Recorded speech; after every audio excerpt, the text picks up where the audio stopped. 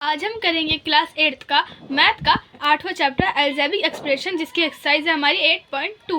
तो 8.2 की पहला क्वेश्चन है, find the product of the following pair of monomial. इसमें आ गया हमें इसमें प्रोडक्ट यानी कि मल्टीप्लाई ढूंढना है इन सभी मोनोमियल। मोनोमियल माने वो टर्म जिनके पास केवल मतलब वो एक्सप्रेशन जिनमें केवल एक ही टर्म होती है। तो पहला हमारा क्या है, 4 कॉमा यानी कि एंड 7p, मतलब हमें 4 को 7p से मल्टीप्लाई करना है। तो कैसे लिखोगे, 4 मल्टीप्लाई 7p। अब देखिए, इसे मल्टीप्लाई करने के लिए हमें p को नहीं देखना। पहले हम जितने भी अल्फ़ाबेट होंगे उसमें हम जो भी हमारे अल्फ़ाबेट होंगे उन्हें बिल्कुल नहीं देखना, नंबर को देखिए। नंबर को मल्टीप्लाई करके लिख दीजिए। जब हम 4 और 7 को मल्टीप्लाई करेंगे तो आएगा 28। अब यहाँ पे p है और यहाँ पर कुछ भी नहीं है, तो हमारा p का p आ जाएगा। अब इसी तरह हमारा अगला क्वेश्चन देखिए, यहाँ पर है माइनस का 4p कॉमा 7p। तो इसमें माइनस का 4p को हमें 7p से मल्टीप्लाई करना है। तो पहले हम p को नहीं देखेंगे, माइनस का 7 को मल्टीप्लाई करने पाएगा माइनस का 28। माइनस का इसलिए आया क्योंकि यहाँ पे 7 प्लस का था और 4 माइनस का, तो माइनस आया। अब यहाँ पे देखिए p मल्टीप्लाई p हो रहा है, तो हम p मल्टीप्लाई p को कैसे लिख सकते हैं, p स्क्वायर। तो इसका आंसर आ गया -28p स्क्वायर। अब दूसरा क्वेश्चन देखें, find the area of rectangle with the following pair of monomial as their length and breadth respectively. उससे कहा गया ये ना रेक्टेंगल की दो साइड दे रखी है, यहाँ पे p लेंथ और ये ब्रेथ। अब हमें क्या करना है, जो रेक्टेंगल उसका एरिया निकालना है। तो जो रेक्टेंगल होता है उसके एरिया निकालने का फॉर्मूला होता है हमारा लेंथ इंटू ब्रेथ। अब हम यहाँ पे क्या करते हैं, p को लेंथ मान लेते हैं और q को ब्रेथ मान लेते हैं। तो क्या जब हम यहाँ पे वैल्यू पुट करेंगे तो हमारा आएगा एरिया ऑफ रेक्टेंगल कैसे हुआ, p मल्टीप्लाई q। अब यहाँ पे कोई नंबर नहीं है तो हम नंबर को छोड़ देंगे, अब डायरेक्ट p और q को मल्टीप्लाई करेंगे। तो p और q के मल्टीप्लाई करने पे आएगा p q। किसी भी अल्फ़ाबेट को मल्टीप्लाई करने के लिए उन्हें बिना किसी साइन के ऐसे ही लिख दो चिपका के, तो p q। तो हमारे रेक्टेंगल का एरिया कितना है, p q। इसी तरह हमारे ये और ये सारे हमारे ऐसे ही होंगे। तीसरा क्वेश्चन देखिए, तीसरा क्वेश्चन है complete the table of products. इसमें कहा गया है जो एक टेबल है हमें इसको पूरा करना है, कंप्लीट करना है प्रोडक्ट यानी कि मल्टीप्लाई से। तो first monomial 2x, second monomial 2x। तो हम यहाँ पे 2x से मल्टीप्लाई 2x से, तो 2 मल्टीप्लाई 2 4 और यहाँ पे x मल्टीप्लाई x, इसका मतलब होगा x स्क्वायर। तो इसका आंसर है 4x स्क्वायर। अब यहाँ पे 2x से मल्टीप्लाई -5 y से होगी, तो 2 की मल्टीप्लाई -5 तो -10, x और y की मल्टीप्लाई तो xy। यहाँ पे फिर 2x की मल्टीप्लाई 3x स्क्वायर से।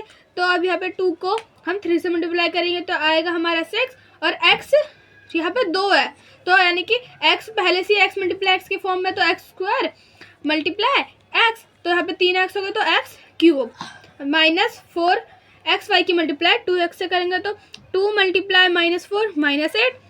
यहाँ पे 2x हो गए तो x स्क्वायर और 1y तो y, तो आ गया -8 x स्क्वायर y।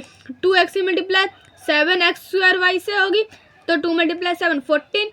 यहाँ पे 2x थे 1x हुआ तो 3x हो गए, तो x क्यूब और y का y।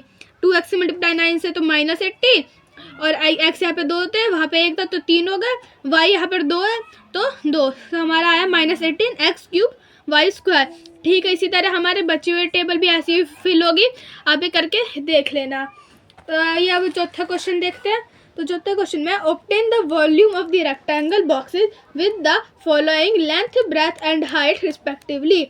अब यहाँ पे हमें बोला है वॉल्यूम ऑफ रेक्टेंगुलर बॉक्स। जो रेक्टेंगल जो बॉक्स होते हैं जिनके अंदर खाली जगह होती है, तो जब उसके अंदर का हम निकाल दें कि उसके अंदर हम कितना सामान रख सकते हैं, तो उसे कहते हैं वॉल्यूम। तो वॉल्यूम रेक्टेंगल के वॉल्यूम निकालने का फॉर्मूला होता है length multiply breath multiply height. तो हम यहाँ पे क्या रखा है कि लेंथ ब्रेथ और हाइट का यूज़ करना है। तो यहाँ पे हम 5a को लेंथ मान लेंगे, 3a स्क्वायर को ब्रेथ मान लेंगे, 7a 4 की जिसमें 4 है उसको मान लेंगे हाइट। तब 5a की मल्टीप्लाई 3a स्क्वायर से होगी, तो 5 मल्टीप्लाई 3 15, a था 1 था, यहाँ पे 2 जाएगा तो कितना हो गया 3, तो 15a square a cube multiply by 7a की पावर 4। अब यहाँ पे 15 7 जा 105।